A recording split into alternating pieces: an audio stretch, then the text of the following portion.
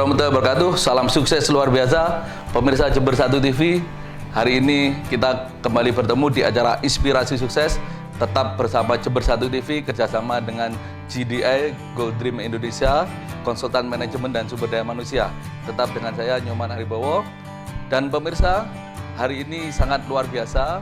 Ada momen yang sangat luar biasa buat kita semua. Karena hari ini kita berada di sebuah ruangan yang sangat sejuk. Ya mungkin boleh dibilang agak mewah ya. Nah kita hari ini kedatangan tamu atau kita mau ngobrol spesial dengan seseorang yang sangat luar biasa. Karena memang acara Inspirasi Sukses selalu menghadirkan sosok-sosok yang luar biasa, sosok-sosok yang inspiratif, yang bisa memberikan semacam inspirasi kepada masyarakat untuk maju dan berkembang. Dan untuk kali ini pemirsa Jember 1 TV, kita akan bertemu langsung dan berdiskusi langsung, bahkan menggali lebih dalam tentang seseorang yang sangat luar biasa. Beliaunya seorang perempuan dan memang kayaknya hari-hari ini isu gender luar biasa karena di Jember ini bupatinya sudah perempuan, kepala BPS-nya perempuan, banyak kepala dinas perempuan. Nah ternyata beliau ini pemirsa adalah kepala BPJS Ketenagakerjaan. Nah, sosoknya seorang perempuan juga. Baik, kita akan bertemu langsung dan mungkin bisa lebih lengkapnya beliau menanyakan langsung. Selamat malam Bu Nandeng. Assalamualaikum warahmatullahi wabarakatuh. Waalaikumsalam warahmatullahi wabarakatuh. Selamat malam Pak Nyoman. Ya, biar lebih lengkap ini Bu, pemirsa biar lebih paham. Silakan perkenalkan nama lengkap dan jabatan Bu Nandeng. Silakan Bu. Terima kasih Pak Nyoman. Jadi perkenalkan nama saya Cahyaning Indriasari, orang biasanya lebih kenal saya Bu Naning. Nah, atau lebih gaulnya Mbak Naning. Mbak Naning. Jadi saya saat ini memang dipercaya untuk menjadi kepala kantor BPJS Tenagakerjaan Jember. Oke, dan untuk kepala kantor untuk BPJS Tenagakerjaan Jember ini kita ada 3 kabupaten, Jember, Bondowoso, dan Lumajang. Oh itu dalam naungan satu kepala di Jember ya, kantor pusatnya Jember lah istilahnya Bu ya, untuk 3 kabupaten itu ya? 3 kabupaten. Oke. Nah, itu sejak kapan Bu Naning menjabat sebagai kepala BPJS?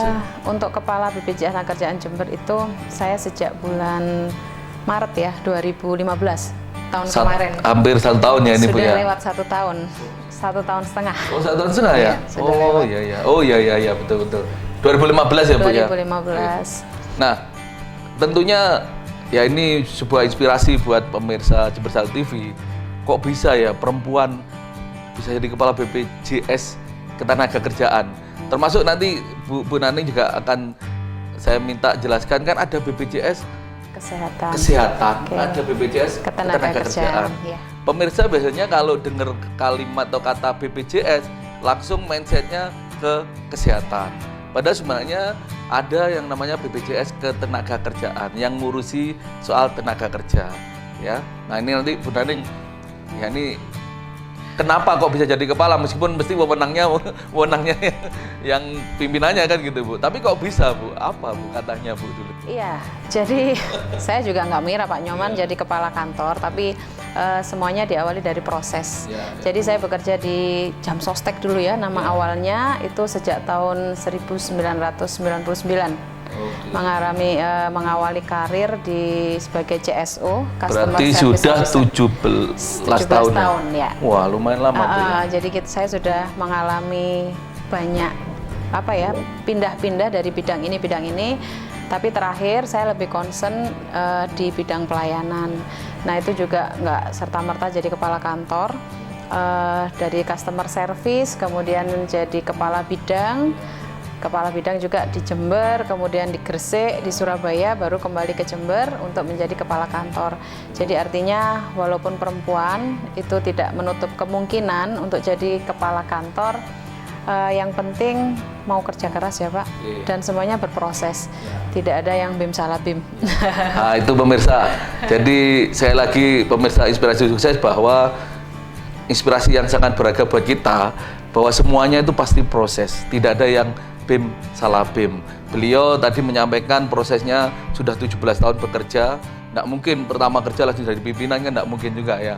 Artinya beliau sudah berproses 17 tahun dan ternyata pemirsa beliau sudah mengalami di berbagai bidang apa istilahnya, bidang kerja.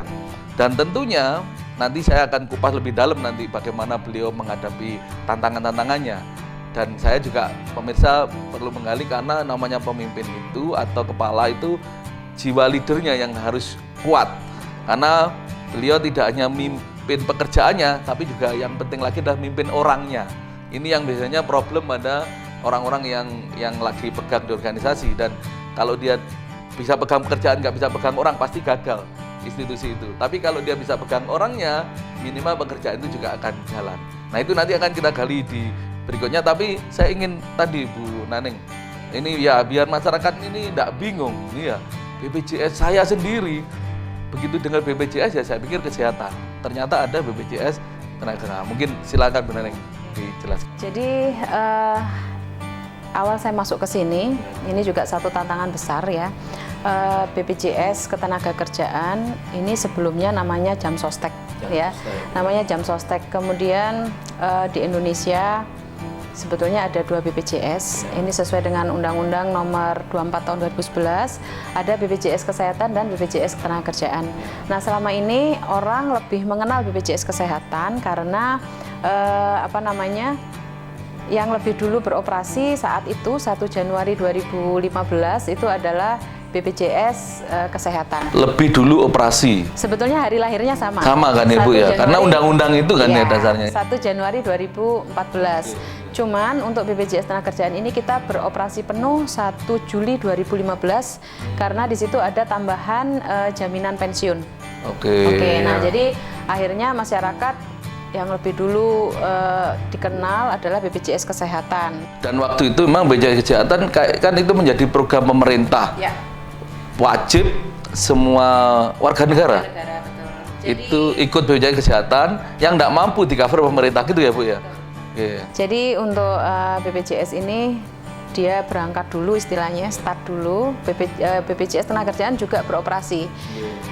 Cuman gaungnya bahwa beroperasi penuh itu 1 Juli 2015. Nah, itu pun sudah digaungkan tapi juga masih belum. Nah, itu dia. Jadi masyarakat lebih kenal untuk BPJS Kesehatan. Ini tantangan buat kita bahwa BPJS itu ada 2. Awal itu setiap kita ngomong BPJS selalu BPJS Kesehatan yang ada di image masyarakat. Tidak hanya masyarakat bawah Bu ya, hampir semua pejabat pun. Iya, pejabat pun itu masih ternyata BPJS ada 2, BPJS Kesehatan dan Ketenagakerjaan. Nah, kalau di BPJS Kesehatan itu bedanya Pak untuk pesertanya itu adalah seluruh masyarakat. Satu keluarga itu wajib menjadi peserta BPJS Kesehatan. Tetapi kalau untuk BPJS Ketenagakerjaan ini yang wajib menjadi peserta hanya anggota keluarga yang bekerja. Jadi misalkan yang bekerja bapaknya saja, ya bapaknya yang wajib. Misalkan bapak ibunya, berarti bapak ibunya wajib. Karena Undang-Undang Ketenagakerjaan di Perpres 109/2013 itu bahwa BPJS Ketenagakerjaan wajib memberikan perlindungan ke semua pekerja yang bekerja di wilayah Negara Kesatuan Republik Indonesia, termasuk tenaga kerja asing yang bekerja minimal 6 bulan di Indonesia. Nah, pekerja di Indonesia itu ada 2, dia di sektor formal dan sektor informal. Nah, sektor formal ini seperti karyawan BUMN, BUMD, TNI, Polri, PNS, kemudian karyawan-karyawan perusahaan, koperasi, yayasan, dan sebagainya. Sedangkan informal ini adalah tenaga kerja yang dia tidak punya majikan. Ya, dia bekerja sendiri lah ya, Bu ya. Seperti misalnya petani, nelayan, tukang ojek, pedagang di pasar, peternak juga. Nah, itu adalah juga pekerja yang juga wajib mendapat perlindungan dari tukang pijat, tukang bangunan, kan gitu Bu ya. Pijat, tukang bangunan. Macam-macam gitu. Ya, pokoknya semua yang dia bekerja dan ada risiko pekerjaan di situ. Baik, jadi pemirsa ini yang sangat luar biasa. Mulai hari ini harus ditanamkan pada pemirsa harus tahu betul bahwa BPJS itu ada 2, yaitu BPJS Kesehatan dan Ketenagakerjaan. Cuma ini agak panjang, nanti saya usul benaning cari yang mudah nyebutnya, biar masyarakat ini enggak bahasa Maduranya salbut nih nyebutnya, ketenagakerjaan kan gitu. Pal tepel-pal. Ya, jadi pemirsa ya bahwa BPJS adalah ada 2, kesehatan dan ketenagakerjaan. Kalau kesehatan mungkin masyarakat sudah banyak tahu, hari ini kita akan menggali tentang BPJS Ketenagakerjaan. Tapi sebelum sana saya ingin tanya, kenapa harus ada gitu loh Bu? BPJS Ketenagakerjaan itu kenapa harus ada? Oke, jadi kenapa harus ada? Ya, apa penting? Penting Pak. Nah, gitu. Jadi semua pekerja itu mau sektor formal maupun sektor informal itu semuanya ada resiko. Ada resiko pekerjaan di situ. Nah, sementara pekerja ini adalah biasanya adalah tulang punggung keluarga. Ya. Mereka yang mencari nafkah untuk keluarga, ada istri dan anak di rumah yang harus diberi makan, yang harus dinafkahi, dibayari sekolahnya dan sebagainya.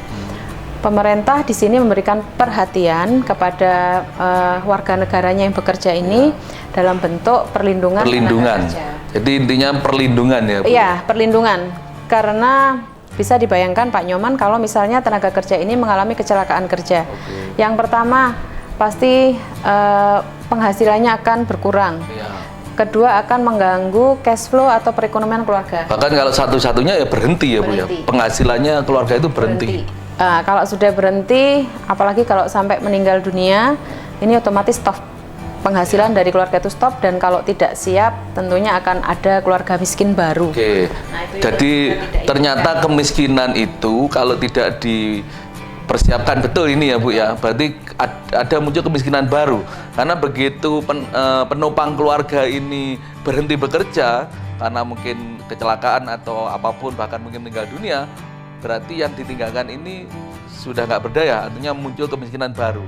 Nah ini pemirsa menarik ternyata, dan nanti saya ingin lebih dalam tentang BPJS Ketenagakerjaan, apa penting, yang lebihan lagi apakah masyarakat butuh, kenapa harus ini ada.